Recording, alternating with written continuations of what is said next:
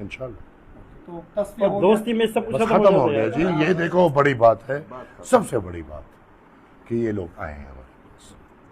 हम अल्हम्दुलिल्लाह पुख्तून हैं, हमारे पुख्तून रिवायात हर चीज़ के ऊपर है। हम सर के दुश्मनों को बख्शते हैं, तो ये तो एक हादसा था। अल्लाह करे ये बादशाह खान मरकज़ बार बार आए। ये पुख्तूनों का घर है, तमाम पुख्तूनों के घर आने पे इनको खुशामदीद कहता हूँ और मेरा कोई गिला नहीं है। और इंशाल्लाह मेरे साथ जो भी खड़े हुए हैं उनका मशकूर हूँ। और इसके हमारे बीच में जिन्होंने मदद की है, जैसे हेल्प की है, आगे बढ़े, सर मुबशर लुकमान साहब और जिन्होंने भी किए, सबका मशकूर हूँ कि आज अल्हम्दुलिल्लाह हम सब एक साथ हैं। खान साहब, क्या अवामी नेशनल पार्टी हर मामले पर इस तरह खड़े का मुजाहरा करेगी इसके बाद?